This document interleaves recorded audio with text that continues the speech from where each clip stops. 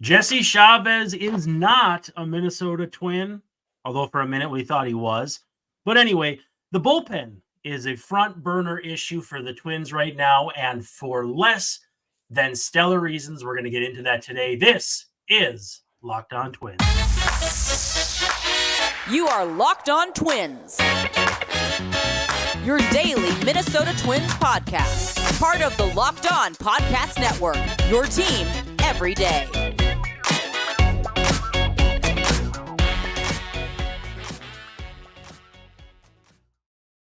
Hello again, and welcome back to Locked On Twins. I'm your host, Brandon Warren, and you can unfollow me on Twitter at Brandon_WARNE. And we are joined, as we are quite frequently, by Mr. Dave Brown at Answer Dave Brown on the tweets. Dave, how are we doing? How you doing, Brandon? I'm doing fine. Nice. That's all. That's what we asked for. That's all we asked for. But I want to thank everybody for making Locked On Twins their first listen. Every day we're free, available wherever you get your podcasts, also on YouTube. And we love to get feedback from you on YouTube or on the podcast platform that you prefer. If there's a spot to give us a review, we'd love to see that. Same thing goes for YouTube. You can give us a thumbs up. You can give us a high five. You can give us a subscribe, all that fun stuff. But we're really just appreciative that you are here. Today's episode is brought to you by FanDuel. Make every moment more. New customers join today and you'll get $200 in bonus bets if your first bet of $5 or more wins. Visit FanDuel.com/lockedon to get started.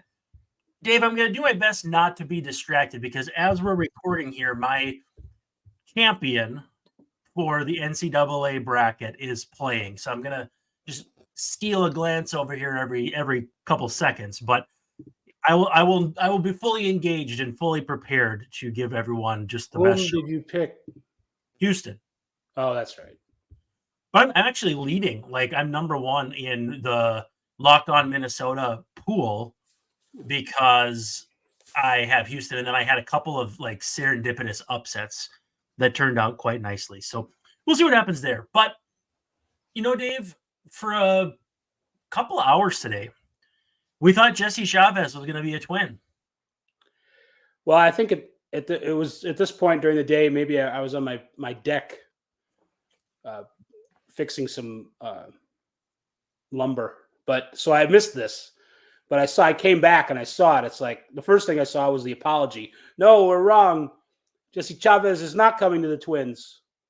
So it was odd to see the apology first break the news that he wasn't coming. Kind of just an odd sequence of events. But yes.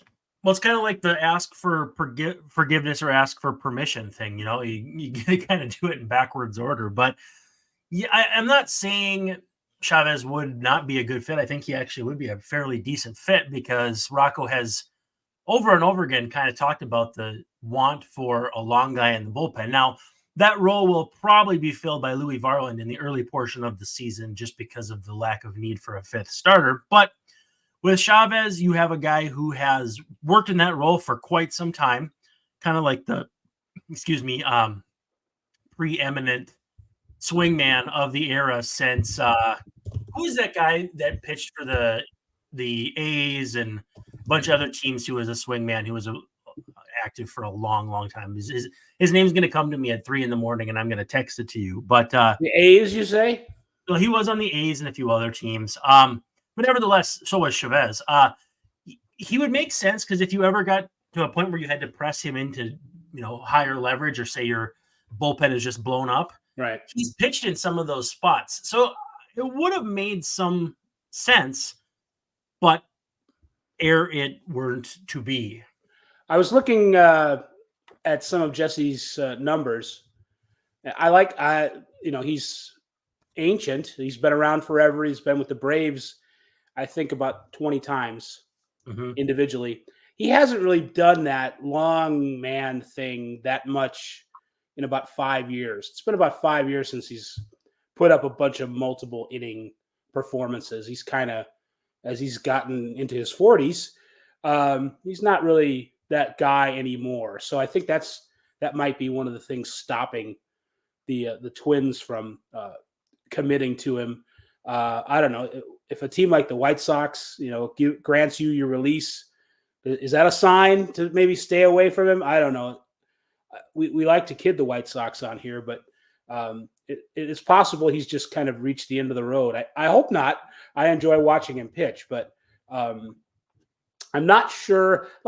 Kind of like I've said before, if I'm the Twins, my next big move is for a really good pitcher, not necessarily a stopgap guy, because I think they still have lots of depth in the organization, non-roster guys too. So they got guys who are better than Jesse Chavez, and I think that's the conclusion they came to as well. Yeah, I mean, at the end of the day, it's a role that you could give to Cole Sands and probably not even think twice about it.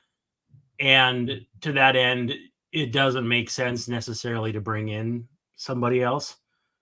Now, with that said, the bullpen is, I wouldn't say in tatters, but it's definitely in much tougher shape than you and I may have been giving it credit for 7 to 10 days ago. Jammed me for Justin. It's been a rough week, yeah. Yeah, Justin Topa will. Oh, Yusmeiro Petit is who I was talking about. Oh, okay, yeah. He kind of Where pitched is he forever. now? Is he anywhere? I doubt he's still pitching. However, Justin Topa will not open the season with the Twins' knee jammed on a play at the plate. And that just is another name on the list. You've got Jhoan Duran, who won't be ready. Caleb Thielbar, who threw a bullpen, probably isn't that far off, but is not going to be ready. And Josh Winder on the 60. It's not looking great depth-wise. Although it's still looking okay because they address the depth. It's not where you want it to be. This is kind of a frustrating spate. Is that the right word, of injuries? That's the word I was using in my head. So, yeah, I think you're right. Oh, well, I don't want to get too far into your head, but I'm glad we're on the same wavelength. Because they're all, they're not, arm injuries. They're not shoulder injuries. They're, I suppose the closest thing is Duran's oblique. It's kind of up here somewhere, upper thorax. But, these are leg issues and hamstrings and whatever. And it's just kind of frustrating. But that's also good because they're not, it's not the kind of thing that can, is going to linger in that way, as long as they nip it in the bud. I think Falvey mentioned something about that. Now, Topa wanted to kind of pitch through tendonitis in his knee. You mentioned that he got injured backing up a play at the plate and jammed his leg and kind of wanted to pitch through it. And Falvey's like, no, we're going to knock this out now and have him ready to go when he's closer to 100%. I think that's a really smart move.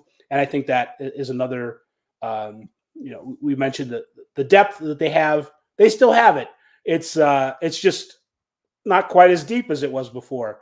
And it's puts a little more impetus on guys like Varland and guys in the rotation to kind of do their thing early in the season. So the Twins aren't coming from behind and playing catch up as far as the relief pitchers go. You had sent me a hierarchy for this bullpen, and really 1 through 7, I think, is pretty ironclad. We will talk about number 8 here. I think we'll probably do that on the other side of the break. But Desclafani going to see Keith Meister. Yeah, a couple of hiccups with the bullpen today. Jorge Alcala got hit pretty hard, and he's been hit pretty hard all spring, but he gave up like a 500-foot home run to Adley Rutschman. And then I thought Brock Stewart looked pretty good. He just kind of got maybe a little too greedy with an 0-2 pitch in his inning today, and the go-ahead run ended up coming in to score sequence of events. But again, we're not too tied up in results. From the game today, though, a couple of doubles from Royce Lewis. It was a fairly decent offensive game for specific players. Now, Carlos Santana continues to have a pretty good spring. Make sure I'm not missing anybody here. Their moms are going to find out, and they're going to write in if you do. So don't miss anybody. Ryan Jeffers with a couple hits. Gabby Gonzalez with a hit. Got to play with the big leaguers today. And Joe Ryan going 5 innings, 2 earned, 5 strikeouts. Pretty Joe Ryan-esque performance. I don't have a lot of gripes with that. Offense a little quiet, but the homer to Rutschman, 460 is what it says on ESPN. It was every bit of that for sure.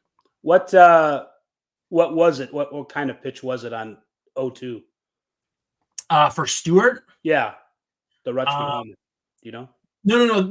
The Rutschman homer was off Alcala. Oh, excuse me.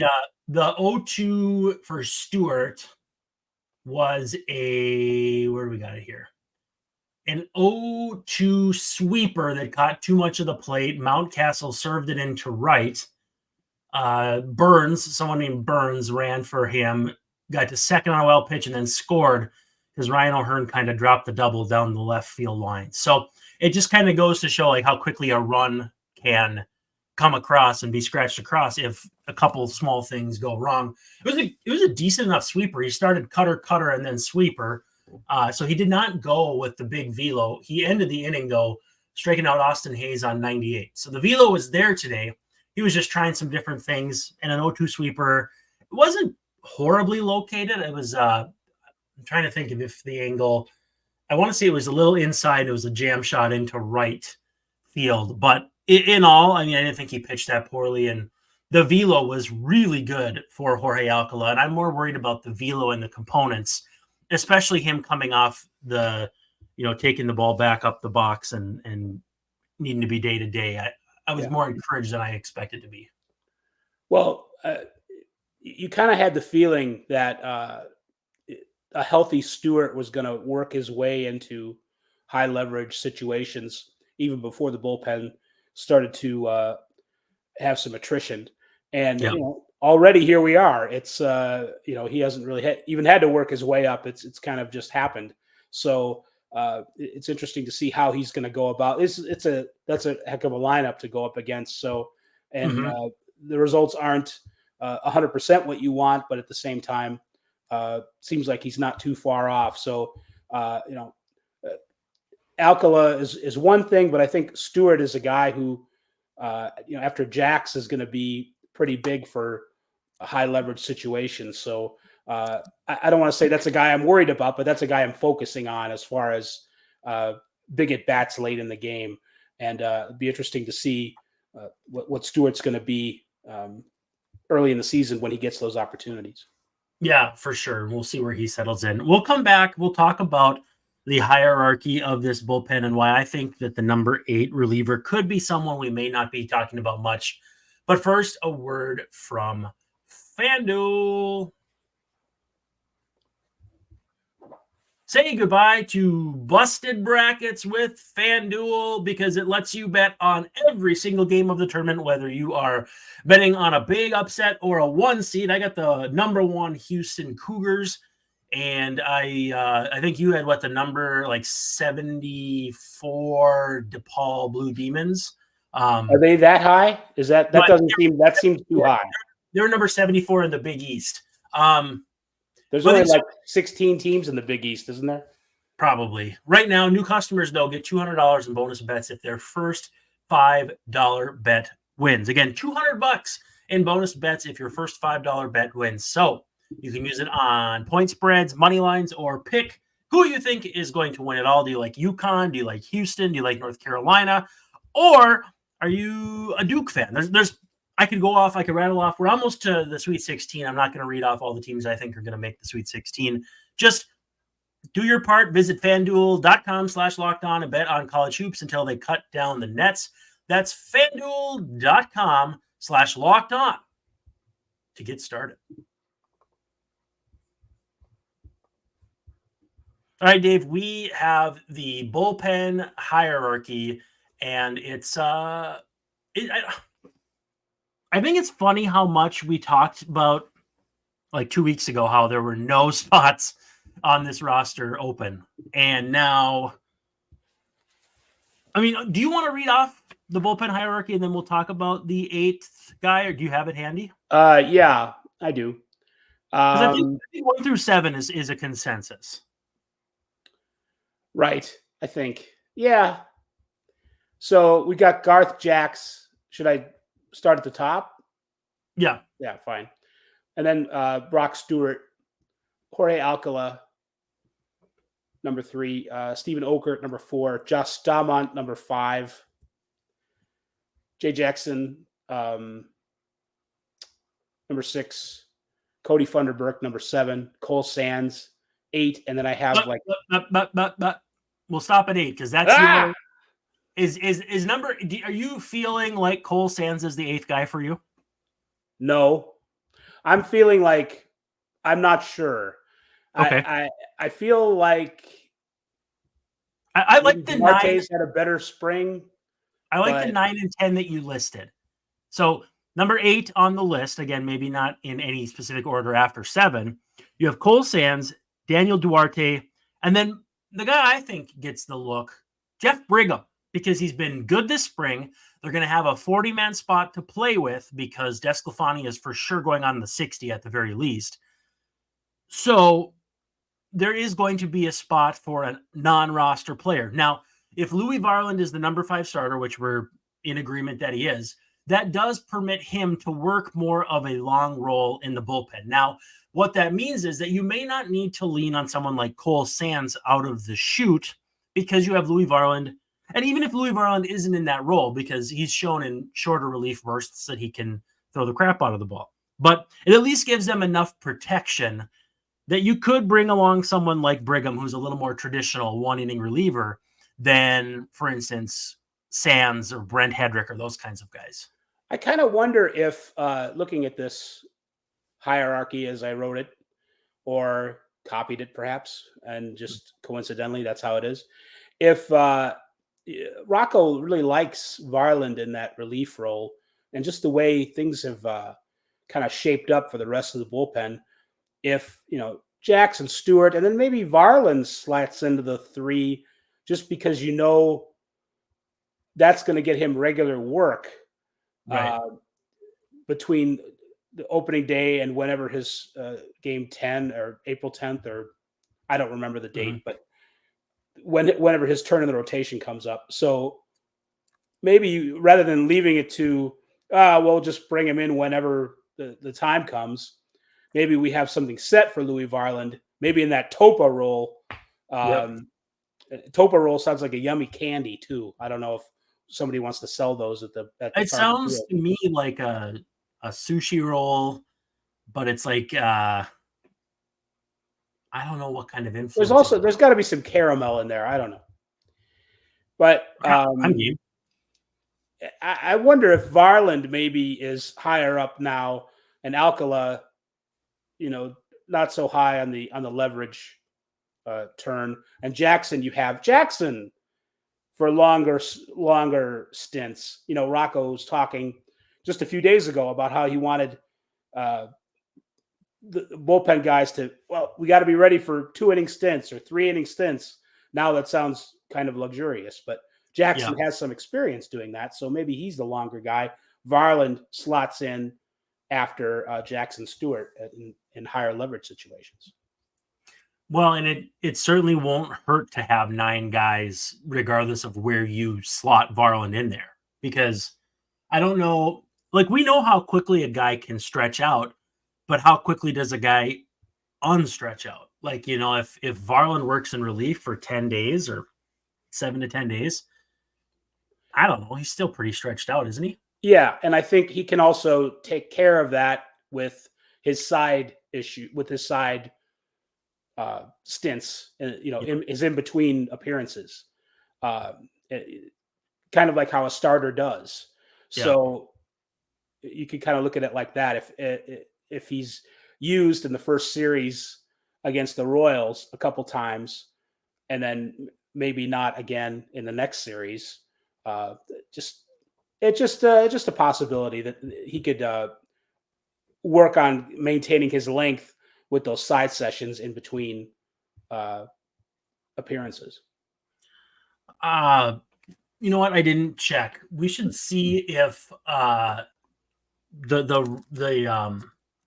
I'm just stumbling here. The option situation for Duarte versus Brigham too, because if they're adding one or the other of those guys to the 40, they're probably going to want it to be someone they can option back down. And so Brigham's got options. Duarte's got one option. They both have an option.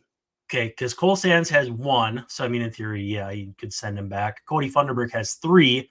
So if you go that route for one of those guys, but I think the move is Desclafani to the 60, and then everybody kind of shifts from there. Yeah. It is remarkable, though, that their bullpen plan is being put to the test this quickly. This is a bullpen that was built to last as much as a bullpen can be.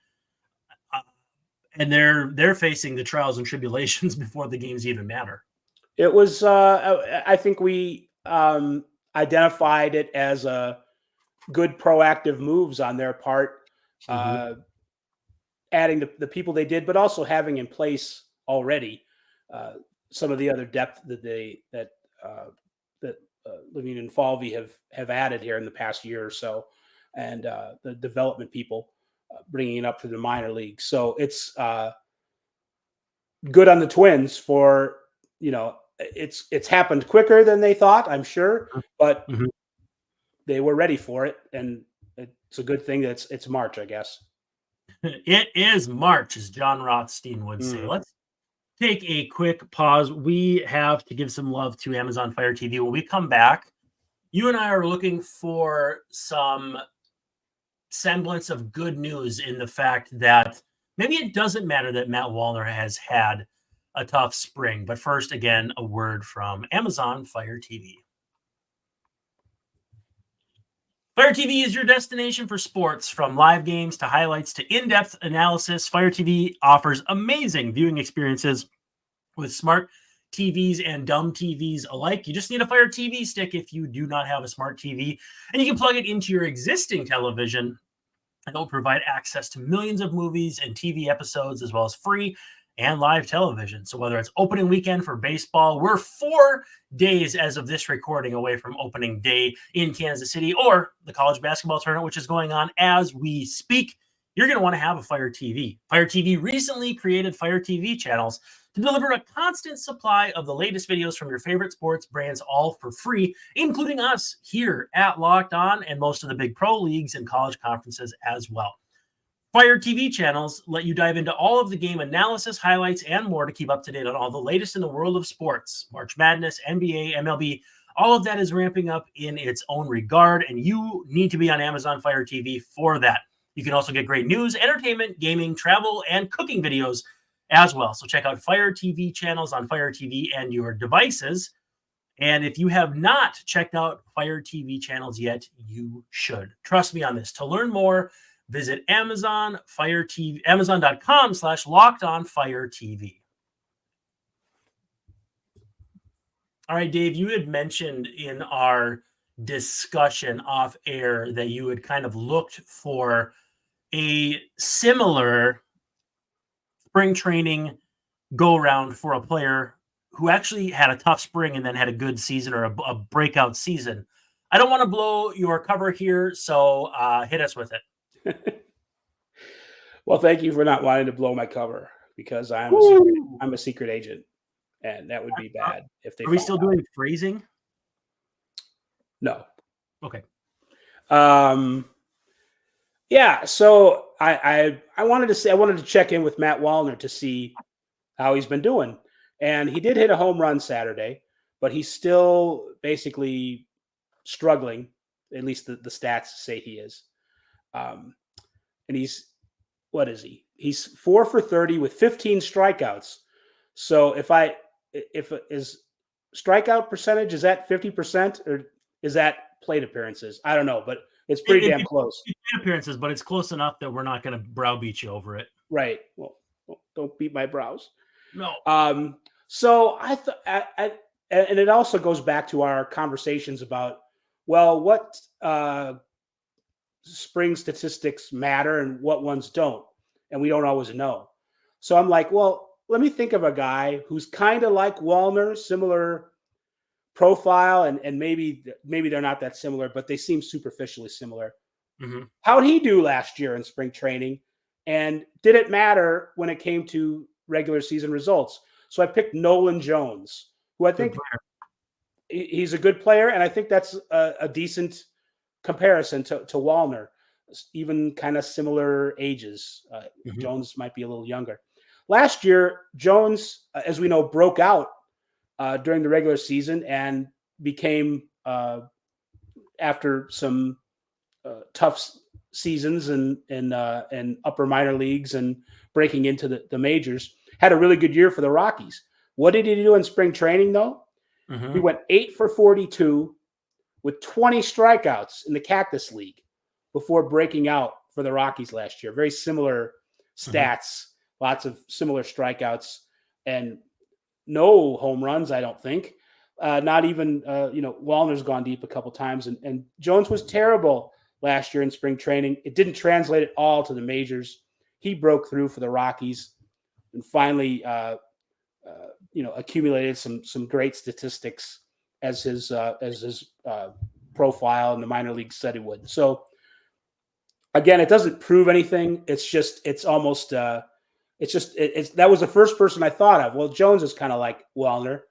His spring training last year didn't matter one bit. It turned out that he had a great season. So, is it possible for Wallner to just kind of flick a switch and turn things on and be a productive hitter? Absolutely. I'm not saying that he's going to. I'm just saying it isn't hopeless because his results in spring training have been what they are, that we can just assume that they're going to have to bring up Larnach or put somebody else in left field pretty soon. I'm not saying it's going to be okay, but I'm saying it's possibly going to be okay with Matt Wallner. Wallner hit 207 last spring in 33 plate appearances. Yeah, he's never been a good spring. He's never been a good spring player, or at least these two seasons hasn't been. So 303 on base, 345 slugging, and at the same time broke out and had a very nice year. If spring training weighted runs created plus is your thing, first of all, you are a bigger nerd than I am, but it was a 75. So nothing to write home about. By comparison, Joey Gallo's weighted runs created plus last spring was 69, which is decidedly not nice. But Jose Miranda had a 1225 OPS in spring training last season and barely saw the light of day in the big leagues before getting hurt and all that. So again, this is not to say it does or doesn't matter. And maybe he's getting early season struggles out of the way. Like, there's so many different ways to look at it. And like, none of them matter a particularly bit more than others. But Donovan Solano hit 150 last spring. Brooks Lee hit 159.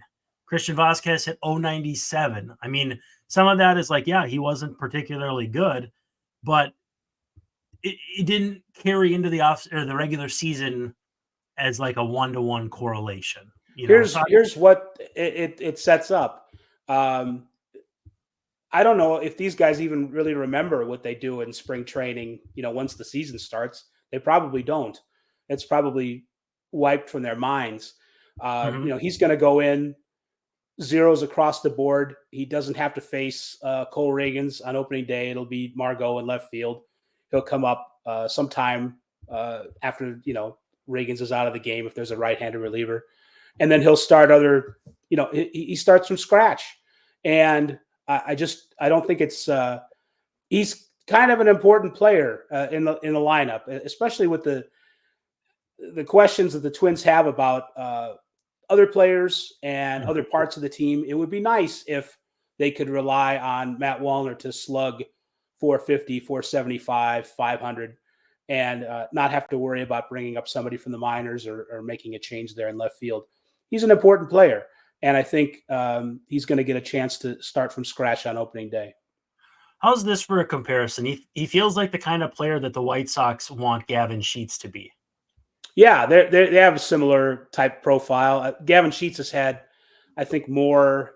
I don't know if how many more at plate appearances that he has, but I think he's been getting diminishing returns every year. So I'm not sure if that is poor player development on the part of the White Sox or Gavin Sheets just isn't that good. But I think Wallner's maybe a little bit of a cut above, but they are similar, type players.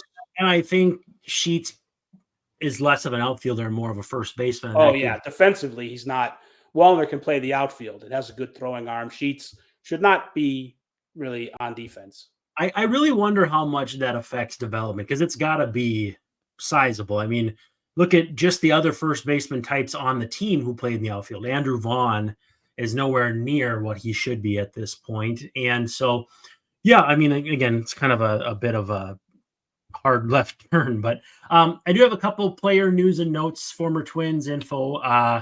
Eddie Rosario has made the Nationals. His contract was purchased. He will be on the opening day roster. Jake Cave traded from the Phillies to the Rockies. CJ Cron cut by the Red Sox. I'm sure that's possibly a semantics thing because of guaranteeing a deal or opt-outs or whatever. So we'll see if he ends up back with the Red Sox or elsewhere. But Kevin Pillar got back with the White Sox, and I think that was really to just save a couple bucks for old Jerry Reinsdorf because of how the... Oh, well, thank goodness for that. Yeah, exactly. But let's see if there's just a couple more. Nick Gordon singled in a couple runs. He's having a nice spring, hitting 325 with a 370 on base. And Sonny Gray will pitch in a minor league game on Thursday. Shouldn't be out for too long. Well, that's good. I mean, he got his pretty big contract with the Cardinals, and they need him to. The Cardinals have enough issues elsewhere in the roster. They need Sonny Gray to be good, and hopefully he is for them. Well, hey, thanks everyone for coming along with us on the ride that is Locked On Twins. We appreciate you very much. Make sure you give us a 5-star review on your favorite podcast platform. Thumbs up, like, subscribe, all that on YouTube. But for Dave Brown, this is Brandon Warren signing off, saying thank you, and we'll see you tomorrow night.